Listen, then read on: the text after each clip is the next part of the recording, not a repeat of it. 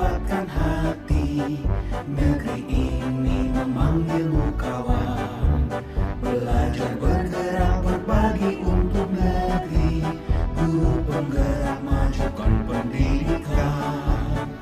Guru penggerak menghamba pada murid. Kreatif rancang pembelajaran. Hargai potensi, tingkatkan prestasi. Lahirkan profil pelajar Pancasila.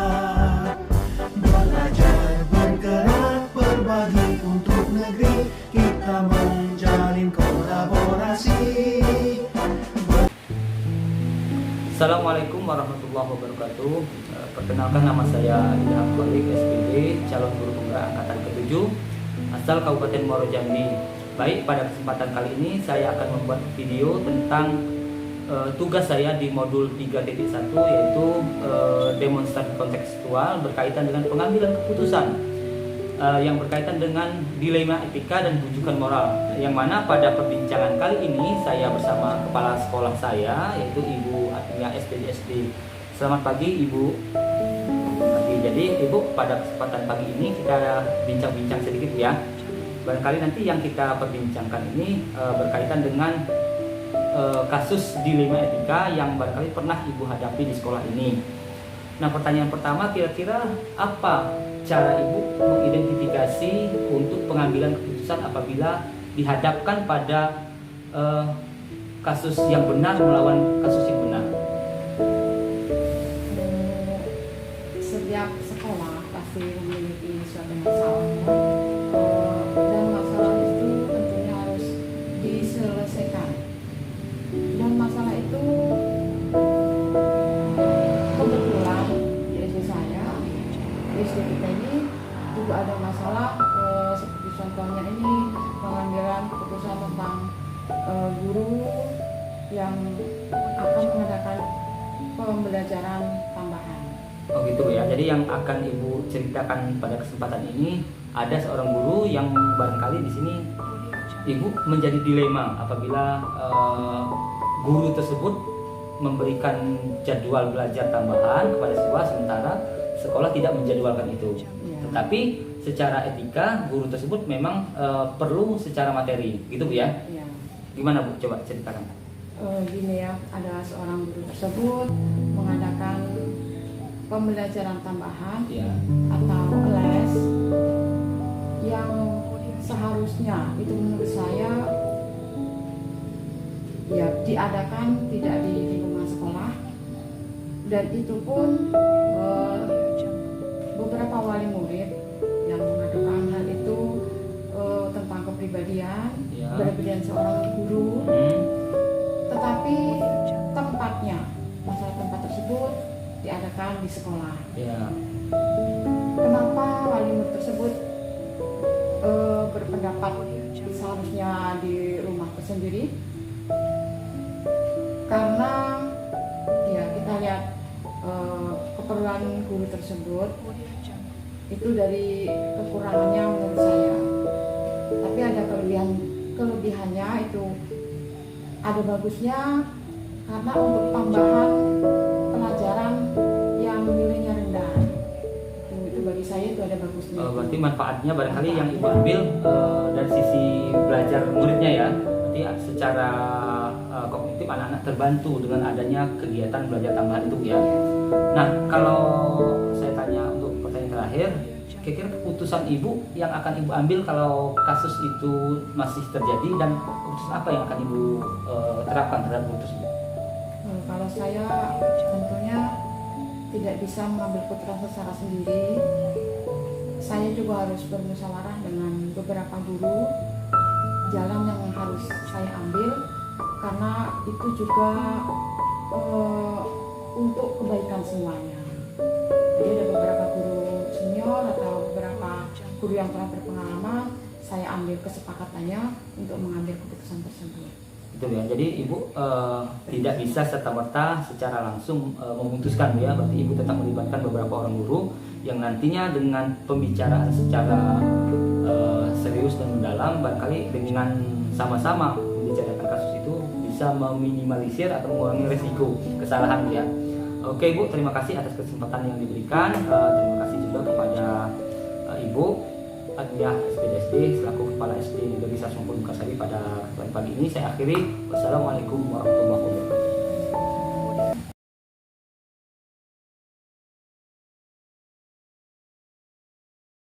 Assalamualaikum warahmatullahi wabarakatuh. Waalaikumsalam warahmatullahi wabarakatuh. Selamat siang, salam sejahtera untuk kita semua. Perkenalkan, nama saya Idham Khalid SPD, calon guru penggerak angkatan ke-7 asal Kabupaten Muaro Jambi. Pada siang hari ini saya akan membuat sebuah video untuk tugas modul 3.1 demonstrasi kontekstual, yaitu pengambilan keputusan berdasarkan dilema etika dan bujukan moral, yang mana pada perbincangan kali ini bersama saya telah hadir yaitu Ketua Yayasan dari Rumah Belajar atau Rumah Al-Quran Al-Mutmainah, Ustadz Hermawan Sutanto. Selamat siang Ustadz. Selamat siang. Bagaimana hari ini kabarnya, sehat? Alhamdulillah sehat. Baik Ustadz, pada siang hari ini kita akan berdiskusi sebentar mengenai pengambilan keputusan berdasarkan dilema etika dan bujukan moral. Nggak apa-apa Ustadz ya, kita diskusi ringan pada siang hari ini. Baik Ustadz, untuk pertanyaan pertama, kira-kira menurut Ustadz selama ini bagaimana cara Ustadz untuk mengidentifikasi kasus yang merupakan dilema etika dan bujukan moral di tempat Ustadz mengajar? Baik, bismillahirrahmanirrahim. Terima kasih pada kesempatan hari ini, yang mana alhamdulillah saya diberikan kesempatan untuk mendemonstrasikan kepada kita semua. Kemudian sebelumnya saya juga sampaikan bahwasanya saya di sini bukan menggurui kita semua, namun kita sebagai sharing dan memberikan masukan bersama untuk kebaikan dan sekaligus memecahkan masalah etika dan bujukan moral. Baik, langsung saja mungkin pertanyaan yang pertama.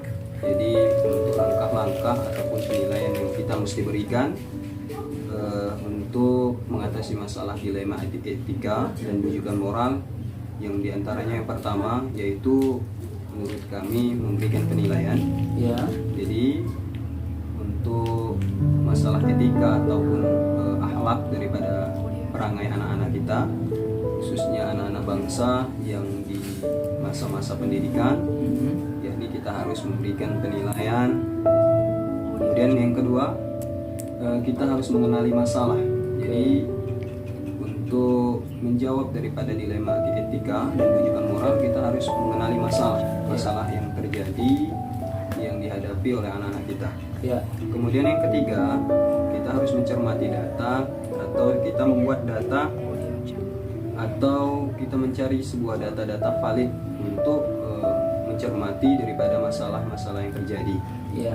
Kemudian yang keempat, kita harus menilai dengan menguji atau memberikan penilaian benar salah kepada masalah-masalah yang terjadi, dilema etika moral anak-anak.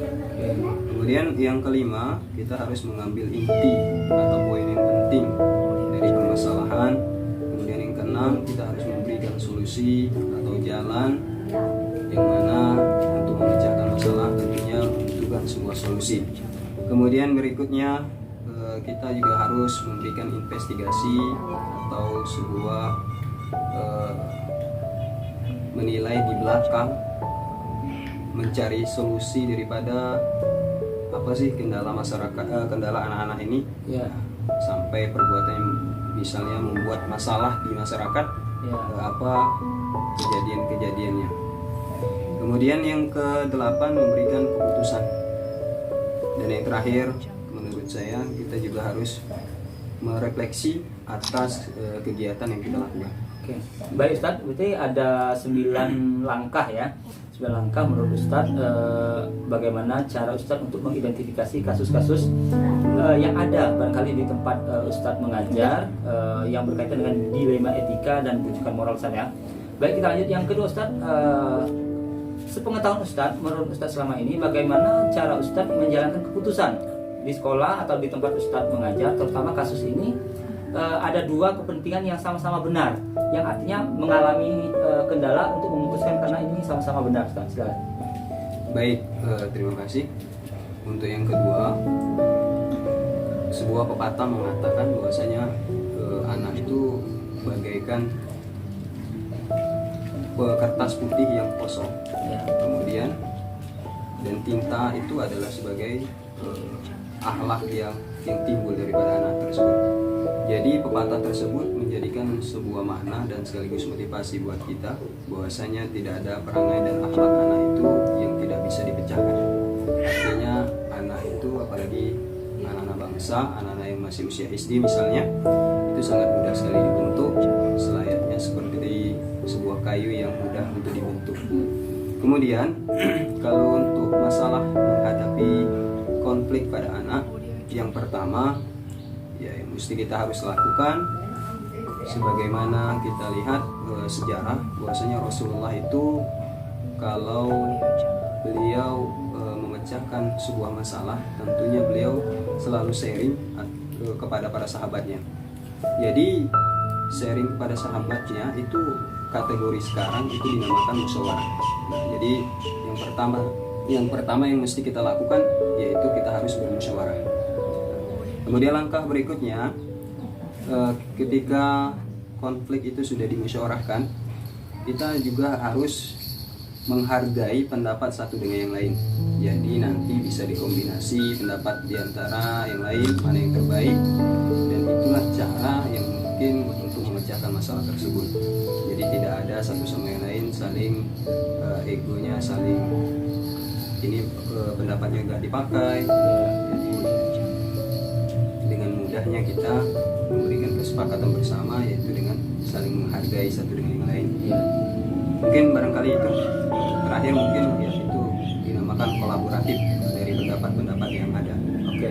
Mungkin yang saya tangkap sini mungkin poin penting di dalam pengambilan keputusan itu tentu saja itu bermusyawarah dengan orang-orang terdekat. Mungkin barangkali dengan cara kita bermusyawarah, pengambilan keputusan yang kita ambil itu menghindarkan atau meminimalisir kesalahan-kesalahan yang ada, dan tentu saja kebermanfaatannya yang kita ukur. Nah, ya Ustaz ya.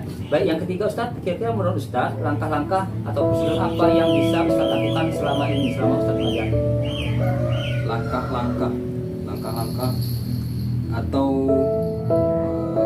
sebuah upaya yang mungkin yang sering kami lakukan dalam untuk pengembangan atau sekaligus memberikan pengelolaan dalam situasi, kondisi, masalah etika dan moral. Jadi langkah-langkah diantaranya yang mesti kita benahi, yang pertama yaitu dari tenaga pendidik atau dari guru. Jadi kita itu sebelum mendidik, maka kita juga harus memberikan teladan. Sebagaimana Rasulullah mencontohkan kepada umatnya, beliau juga menteladankan sifat yang mulianya, sehingga beliau diberi gelar uswatun hasanah. Jadi seorang guru harus memberikan teladan, langkah-langkah atau upayanya. Kemudian selain guru, kita mesti penting berkomunikasi sama orang tua. Jadi madrasah awal atau anak-anak itu mendapatkan ilmu itu awal harus dari orang tua sumbernya. Jadi orang tua harus memiliki bekal, atau guru juga memiliki peran menyampaikan kepada orang tua agar melakukan etika atau moral-moral yang baik yang ditanamkan di rumah, dan barangkali juga harus mengingatkan tentang kegiatan religi, kegiatan keagamaan, ya menanamkan nilai-nilai agama, dan sama-sama menjaga anak-anak itu untuk menjauh sesuatu yang haram atau keharaman. Ya. Barangkali itu. Oke Ustaz, jadi ini kembali saya tangkap bahwa dari pertanyaan ketiga ini ada 3 dimensi ataupun penting. Yang pertama tentu saja dari sosok seorang guru menjadi uswah, jadi contoh, menjadi teladan. Yang kedua mungkin dari orang tua, ya, kebiasaan dari rumah. Kemudian yang terakhir itu tentang pembelajaran akhlak itu sendiri, tentang pembelajaran bagaimana baik dan buruknya dalam menilai suatu masalah. Lanjut Ustaz, kita ke pertanyaan keempat. Hal-hal apa saja yang selama ini Ustaz anggap efektif dalam pengambilan keputusan pada kasus-kasus dilema etika yang pernah Ustaz hadapi selama ini? Kalau hal-hal yang efektif barangkali buat kita semua untuk masalah dilema etika artinya kita memperbaiki akhlak atau moral moral daripada anak-anak bangsa. Sementara yang saat ini terjadi memang di bangsa kita krisis daripada anak-anak yang bermoral. Maka dari itu diantaranya yang mesti kita harus lakukan, yakni mendekatkan dengan spiritual atau kegiatan keagamaan, seperti menanamkan ibadah sholat, pentingnya puasa saat ini seperti Ramadan. Ya. Kemudian hal-hal yang dianggap penting yang lainnya yang dapat memotivasi dirinya untuk tidak meninggalkan daripada perintah agamanya. Jadi barang siapa juga yang melaksanakan ibadah seperti sholat, maka mudah-mudahan insya Allah anak tersebut dijauhkan daripada kemungkaran. Maka penting bagi kita di sekolah juga sering guru itu teladan mengingatkan untuk tentang bagaimana ibadahnya, bagaimana kesehariannya, kemudian bagaimana akhlaknya, begitupun di rumahnya. Jadi orang tua dan guru saling sinkron, dan mudah-mudahan juga di lingkungan itu juga bisa mensinkronkan keadaan atau menanamkan nilai spiritual agar terbentuknya efektif moral anak-anak bangsa. Kemudian yang berikutnya, mesti harus seorang guru harus memberikan teladan yang kuat sampai kapanpun, bahkan sampai nyawa memisahkan, karena pentingnya di sekolah, di lingkungan lainnya, kalau teladan itu digerakkan, dilaksanakan, maka insya Allah efektif daripada moral akan tercapai. Kemudian kita juga harus selalu seperti guru, orang tua harus memberikan stimulan yang benar dan menyampaikan kesalahan-kesalahan, dalam arti kesalahan itu dijauhi, serta kita harus memberikan penilaian setiap harinya. Jadi kalau untuk memotivasi agar anak itu lebih kuat lagi, maka berikanlah sebuah reward atau hadiah. Seperti itu, Pak. Berarti ada 4, Ustaz ya. Ada mendapatkan dengan spiritual, kemudian teladan, kemudian stimulan atau kita memberikan penilaian, kemudian yang terakhir itu reward atau penghargaan ya. Oke, lanjut Ustaz untuk pertanyaan selanjutnya yang kelima. Kira-kira ini Ustaz sudah melakukan segala sesuatu. Nah, kira-kira ada tantangannya apa itu, Ustaz? Kalau berbicara sebuah tantangan, tentu yang namanya sumber daripada kebaikan maupun keburukan, semuanya punya tantangan ataupun di dalam kehidupan. Maka tantangan tersebut kita mesti harus menjadi tenaga pendidik yang sabar ya. Kemudian selain kesabaran, kita juga harus kuatkan keikhlasan, ketabahan, bahwa membangun sebuah peradaban itu enggak seperti membalik sebuah telapak tangan. Jadi mesti kesabaran yang tinggi, keikhlasan yang tinggi, butuh waktu, ketabahan, ya, butuh waktu, dan ditambah dengan kita harus bekerja dengan sungguh-sungguh. Teruslah kuat, sebagaimana seperti sebuah peribahasa, jadilah sebuah batu karang. Ya. Yang batu karang itu jikalau diuji atau disakiti oleh ombaknya air yang deras, maka batu karang itu selalu kuat. Jadilah seorang tenaga pendidik yang kuat, yang tangguh, yang senantiasa seperti sebuah karang. Jadi jangan pernah rapuh dalam masalah-masalah, apalagi konflik-konflik yang terjadi di situasi lingkungan anak-anak. Iya. Demikian. Oke, Ustaz. Jadi tantangan seperti yang Ustaz jelaskan tadi tetap ada, apalagi ini berkaitan dengan perbaikan moral dan etika anak-anak kita, Ustaz. Oke, Ustaz. Sekarang untuk pertanyaan selanjutnya, ada tidak jadwal tertentu bagi Ustaz untuk penyelesaian kasus dilema etika ini? Jadwal, kalau jadwal khusus untuk menangani etika dan moral ini, kami selalu di awal mengajar itu selalu mengingatkan tentang keteladanan. Nah, sebaik-baik teladan uswatun hasanah adalah Rasulullah. Jadi baiknya di dalam pendidikan tersebut jangan lupa tenaga pendidik itu harus mengawali dengan menyampaikan teladan-teladan Rasulullah. Nah, insya Allah dengan kita sering-sering mengingatkan, mudah-mudahan contoh daripada Rasulullah selalu diiringi atau dilaksanakan oleh anak-anak kita. Oke. Demikian. Oke, pertanyaan selanjutnya Ustaz, prosedur apa yang Ustaz jalankan untuk menyelesaikan permasalahan di 5 etika tersebut? Kira-kira apa?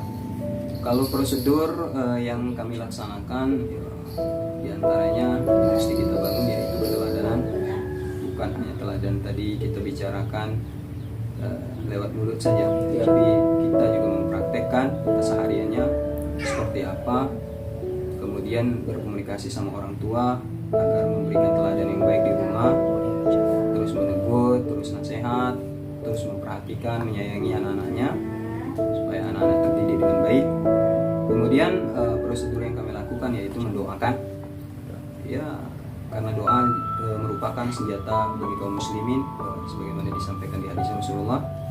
Dari itu selain teladan kita mesti berbanyak doa agar Allah senantiasa membolak-balikkan hati anak-anak kita ke jalan yang benar, dan insya Allah anak-anak tersebut kelak menjadi insan al-kamil, insan yang berguna bagi agama dan bangsa. Seperti itu, Pak. Oke, ini 2 pertanyaan terakhir Ustaz. Untuk pertanyaan ke-9, kira-kira selama pengambilan keputusan ini Ustaz, adakah seseorang atau mungkin faktor-faktor yang mempermudah Ustaz dalam mengambil keputusan, yang membantu nih Ustaz? Baik, faktor untuk mempermudah daripada supaya anak tersebut dapat berkembang serta dapat berubah dengan mudah.